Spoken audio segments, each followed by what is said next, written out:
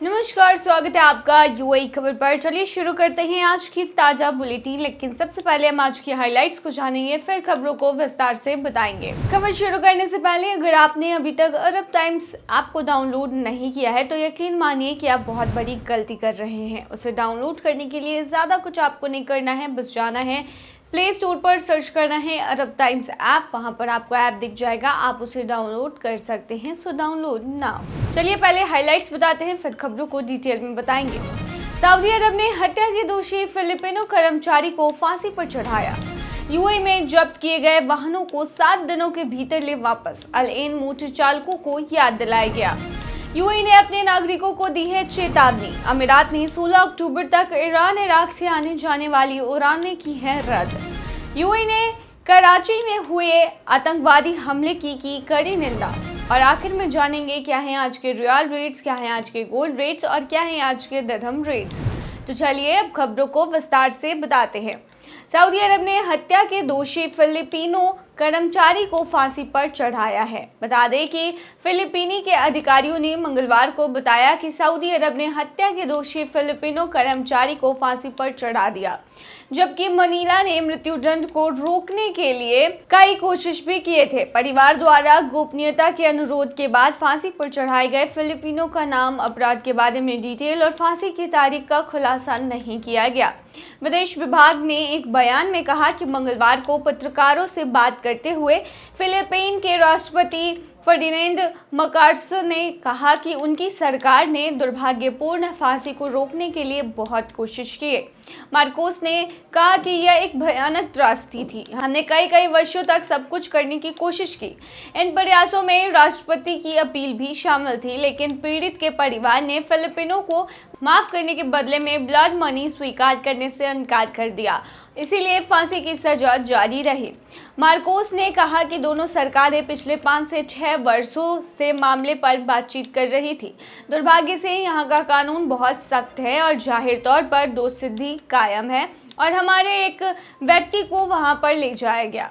Marcos ने कार्यकर्ता के शव को फिलीपींस वापस लाने में मदद करने की कसम खाई। घर पर सीमित नौकरी के अवसरों के कारण लाखों फिलिपिनो विदेश में काम करते हैं, जिनमें बड़ी संख्या मध्य पूर्व में केंद्रित है, वहां काम करने जाते हैं।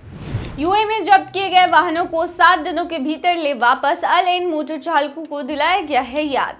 शहर के परिवहन प्राधिकरण ने बुधवार को घोषणा की कि अल एन शहर में जब्त किए गए वाहनों के मालिकों को आरक्षण यार्ड से संपर्क करने के लिए याद दिलाया गया है। अल एन नगर पालिका में नगर पालिका और परिवहन विभाग ने जब्त की गई कारों के मालिकों से औद्योगिक क्षेत्र में आरक्षण यार्ड से संपर्क करने का आग्रह किया। मोटर चालकों को इस नोटिस के 7 दिनों के भीतर आधिकारिक दस्तावेजों के साथ यार्ड में आना है, जिसकी घोषणा 9 अक्टूबर को की गई थी।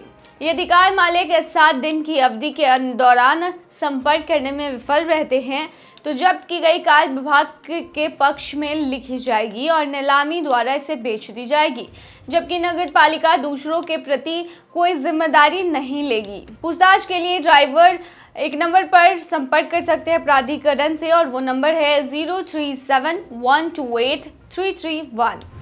यूएई ने अपने नागरिकों को दी है चेतावनी। यूएई ने अमेरिका में रहने वाले नागरिकों को तूफान मिल्टन के आने के कारण सावधानी बरतने की चेतावनी दी है।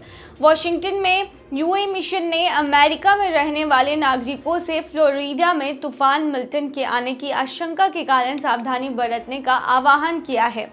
तूफान मिल्टन के टैम्पा, फोर्ट मायर्स, नेपल्स और मैक्सिको की खाड़ी के क्षेत्रों में आने की आशंका है। प्राधिकरण ने नागरिकों से जमीन पर प्राधिकरण द्वारा जारी सभी सुरक्षा निर्देशों का पालन करने का भी आग्रह किया है। किसी भी आपात स्थिति में मामले में नागरिकों को एक नंबर पर संपर्क करने की सलाह दी गई है और ये नंबर है 0097180024 या फिर 009718004444। वे त्योहार जोड़ी सेवा के लिए रजिस्ट्रेशन करके भी संपर्क कर सकते हैं। इससे पहले दिन में यूएई मिशन ने स्पेन और फ्रांस में रहने वाले नागरिकों के लिए अलर्ट जारी किया था, क्योंकि तूफान किर्क के विभिन्न क्षेत्र आने की आशंका थी। पेरिस में यूएई दूतावास और स्पेन में यूएई दूतावास दोनों ने यूएई के नागरिकों से सावधानी बरतने का आग्रह किया है। अमीरात ने 16 अक्टूबर तक ईरान इराक से आने जाने वाली उड़ानें की हैं रद्द। बढ़ते क्षेत्रीय तनाव के बीच अमीरात ने 16 अक्टूबर 2024 तक ईरान और इराक से अपनी उड़ानें रद्द कर दी हैं। एयरलाइन ने कहा है कि इस अवधि के दौरान इराक के बगदाद और बसरा शहरों और ईरान के तेहरान के लिए उड़ानें निलंबित रहेंगी। एयरलाइन ने कहा कि इराक और ईरान जाने वाले दुबई से पारगमन करने वाले ग्राहकों को 16 अक्टूबर तक उनके मूल स्थान पर यात्रा के लिए स्वीकार नहीं किया जाएगा। इराक और ईरान में अंतिम डेस्टिनेशन के साथ दुबई से परागमन करने वाले कस्टमर्स को 16 अक्टूबर तक उनके मूल स्थान पर यात्रा करने के लिए स्वीकार नहीं किया जाएगा। इससे पहले ईरान से आने जाने वाली उड़ानें 8 अक्टूबर तक रद्द कर दी गई थी। दूसरी ओर लेबनान से आने जाने वाली एमिरेट्स की उड़ानें 15 अक्टूबर तक रद्द कर दी गई।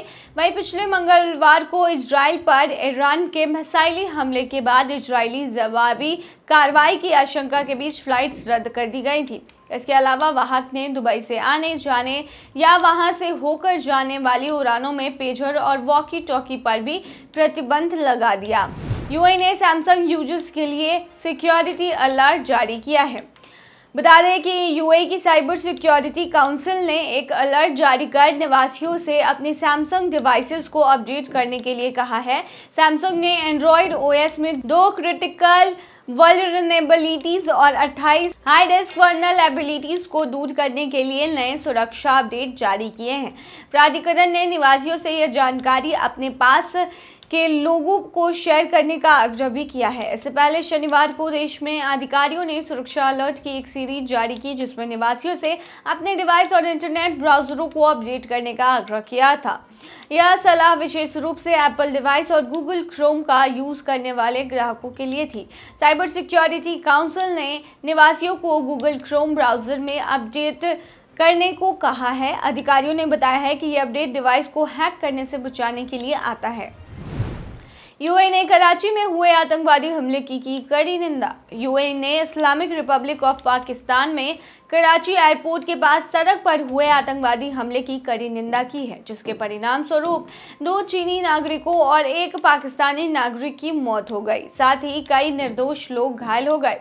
विदेश मंत्रालय ने एक बयान में पुष्टि की कि यूएई इन आपराधिक कृत्यों की कड़ी निंदा करता है और अंतर्राष्ट्रीय कानून के उल्लंघन में सुरक्षा और स्थिरता को कमजोर करने के उद्देश्य से हिंसा और आतंकवाद के सभी रूपों को स्थायी रूप से अस्वीकार करता है। मंत्रालय ने पाकिस्तान की सरकार और लोगों, चीन की सरकार और लोगों और इस आतंकवादी अपराध के पीड़ितों के परिवार के प्रति अपनी गहरी संवेदना और सहानुभूति व्यक्त की है। साथ ही सभी घायलों के शीघ्र स्वस्थ होने की कामना भी की है। चलिए आखिर में बताते हैं क्या है आज के रियल रेट्स, क्या है आज के गोल्ड रेट्स और क्या है आज के दिरहम रेट। शुरू करेंगे आज के रियल रेट से। तो बता दें आज एक सऊदी रियाल में 22.36 रुपया है, जो कि पिछले दिन 22.36 यानी बिल्कुल सिमिलर रुपया था। वहीं एक सऊदी रियाल में आज आपको 35.79 नेपाली रुपीस मिल जाएंगे, जो कि पिछले दिन 35.72 नेपाली रुपीस थे। वहीं एक सऊदी रियाल में आज 31.86 बांग्लादेशी टका मिल जाएगा, जो कि पिछले दिन 31.77 बांग्लादेशी टका था। वहीं एक सऊदी रियाल में आज 73.97 पाकिस्तानी करेंसी है, जो कि पिछले दिन 73.82 पाकिस्तानी करेंसी थे। वहीं एक सऊदी रियाल में आज 22.37 भूटानी करेंसी है, जो कि पिछले हफ्ते 22.33 भूटानी करेंसी थे। क्या है आज के गोल्ड रेट्स, तो बता दें दुबई में आज 18 कैरेट सोने का दाम 239.30 दिरहम प्रति ग्राम है, जो कि पिछले दिन 242.40 दिरहम प्रति ग्राम थी। यानी कि आज के गोल्ड के रेट की 18 कैरेट की भारतीय मुद्रा में बात करेंगे तो ये 5470 का होगा। वही 22 कैरेट गोल्ड का दाम 292.50 दिरहम प्रति ग्राम है, जो कि भारतीय मुद्रा में 6687 रुपए के होते हैं, जो कि पिछले दिन 296.25 दिरहम प्रति ग्राम की थी। वहीं दुबई में 24 कैरेट सोने का दाम 316 दिरहम प्रति ग्राम है, जो कि पिछले दिन 319.75 दिरहम प्रति ग्राम थी। वहीं आज के 24 कैरेट सोने के दाम के भारतीय मुद्रा की बात करें तो ये आज 7224 की है। क्या है आज के दिरहम रेट, तो बता दें आज एक यूएई दिरहम में 22.86 रुपया है, जो कि पिछले दिन 22.86 रुपया यानी बिल्कुल सेम था। वहीं एक यूएई दिरहम में आज 36.58 नेपाली रुपीस हैं, जो कि पिछले दिन 36.53 नेपाली रुपीस थे। वहीं आज एक यूएई दिरहम में 32.57 बांग्लादेशी टका था, जो कि पिछले दिन 32.49 बांग्लादेशी टका है।